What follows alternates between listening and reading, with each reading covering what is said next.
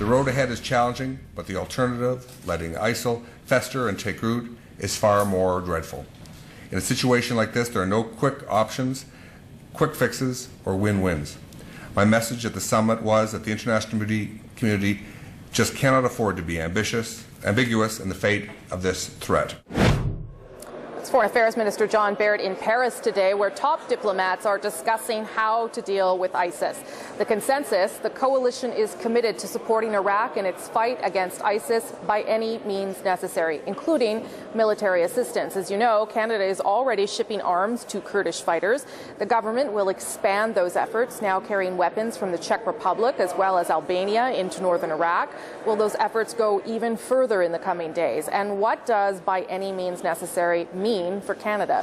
Joining me now, the Parliamentary Secretary to the Defence Minister, James Bezan, NDP Foreign Affairs critic Paul Dewar, and Liberal Foreign Affairs critic Marc Garneau. All have been on the show a lot in recent days discussing this issue, and we appreciate you being back on the first day back. James Bezan, I'll start with you, and let's dig into that phrase a little bit, by any means necessary. What could that mean? What else could that mean in terms of Canada's contribution?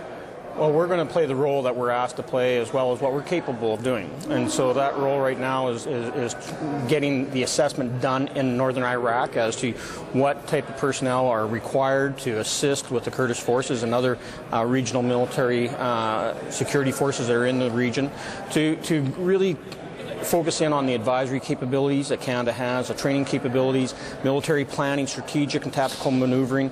Those are the things that we are going to be doing, as well as the tactical airlift that we're providing. As you already mentioned, that we have been moving forces from our allies, such as Albania and now the Czech Republic, moving lethal military equipment into the area, along with humanitarian assistance. Do we have equipment that we could transport, offer up, arms? Right now that hasn't been asked, and we have provided non-kinetic or non-lethal military equipment for forces in the north of Iraq, and so things such as body armor, ballistic glassics, you know. But we're not being more proactive than that? Not at this time, other than delivering what has been donated by our European allies.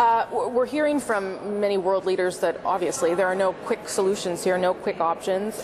Do we need at this stage, and I know we have a bit of a timeline on what we're going to do, the 30 days, do we need to put a timeline in terms of how long the commitment should be, how long we want it to be, what the end of this might look like?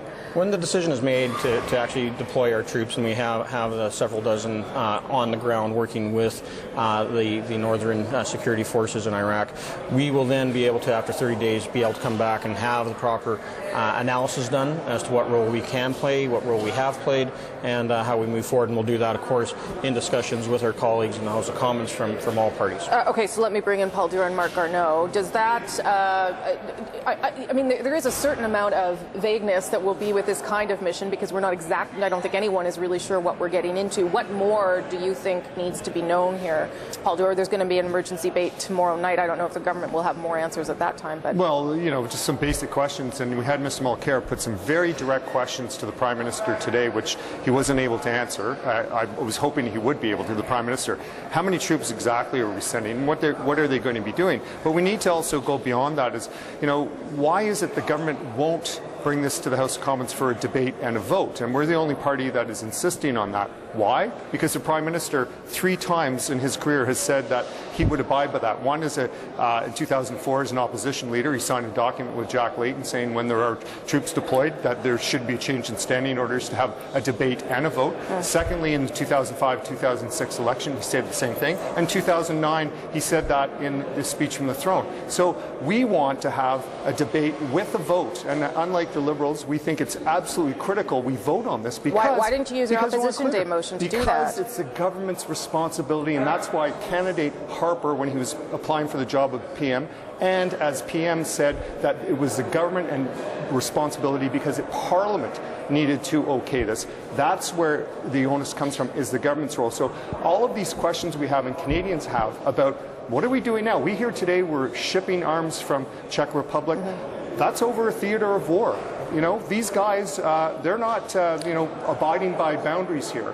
ISIS. So is that combat or not?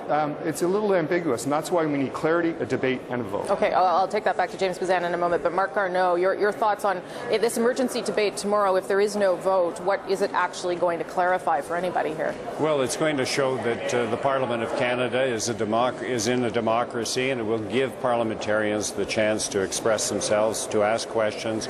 Not necessarily going to get answers, but at least this is something that in a democracy we should be able to do. I asked for it.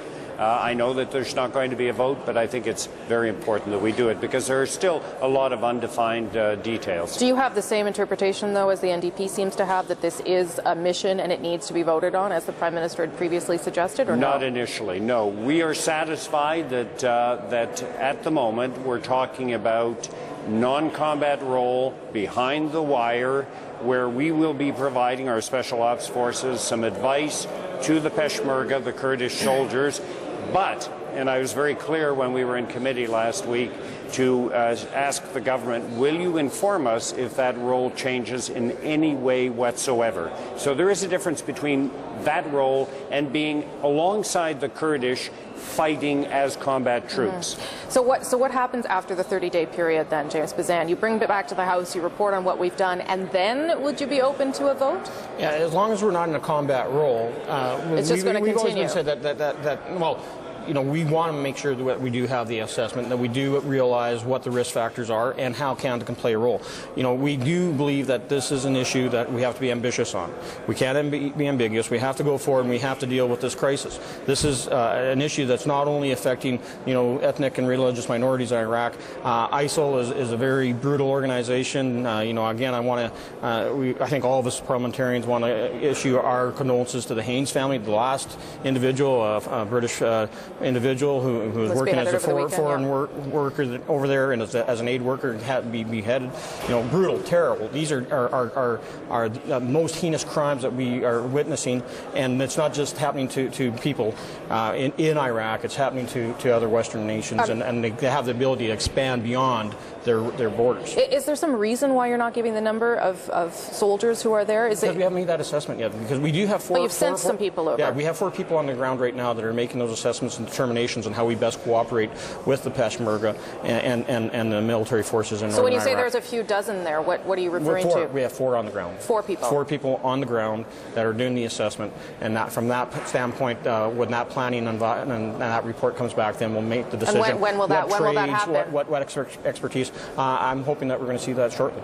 Okay, so they don't know how many people they plan to send yet. I mean, this is part of the problem. I mean, if you're going to actually put our soldiers, who will be in harm's way, regardless of what the government's saying about being in combat or not. I mean, Mark and I were there. Sure. We're 1.5 kilometers from the front lines, and we're told the snipers can hit you at 3 kilometers. We've got planes going over with ammo. I mean, this is serious stuff, and I don't think it's very smart just to say, well, we're going to commit and we'll get back to you on that. I think it has to be defined. I think it should be brought before Parliament, and we should have a debate. But they're just kind of slipping into this. And remember, 2003, we didn't go to Iraq, but the then Liberal government did make a promise to go to Kandahar, and that wasn't with a debate and a vote. We should be learning from these experiences we've both seen in 2003 Iraq and after we ended up in Kandahar. Mark Garneau. Well, the reality is that when you're going to do something as a coalition, you have to work out the details. That's why there are 4 Canadians over there discussing exactly what the role is. We will eventually know exactly how many people, exactly where they will be, and exactly what their role is. But it does take a little while to work that out. From our point of view at this point, we are comfortable with the fact that they're going to be behind the lines. How long are you willing to give the government, though, to sort that out? This is going to go on for years. The reality is that this is going to go on for years. 30 days is going to be up in no time at all. At that point, we will want to hear from the government and whether there are going to be any changes. Will the role expand? Will it just continue as it is presently planned? We will want to know those details because there are going to be many iterations during the time that this is going on. So as we said right from the start, we're going to be transparent. We're going to be reporting back, as we have already had Minister Baird and Minister Nicholson before the Foreign Affairs Committee last week. You know, we got question period, opposition opposition days and emergency debates, we're going to be able to put all the facts on the So table. you're just telling the NDP be patient. Is that Well, basically what you're saying? When we have something that we can put solidly on the floor as to what is actually going to be taking place, what Canadian soldiers are going to be doing in their advisory role, then we are going to be able to be more informed and better skilled in determining the future on how we go forward on this message. Without a vote? As long as it's a non-combat role. Non-combat roles. If we're going to vote on everything, we'd never be able to deploy anybody when they go on naval training No, you have exercises. the majority. Okay. We'll get into that later. I'm going to leave it there. The emergency debate tomorrow, and we'll wait to hear. Who knows? Maybe there'll be some details that will surprise us. Thanks, gentlemen. James Bezan, Paul Dewar, and Mark Garneau.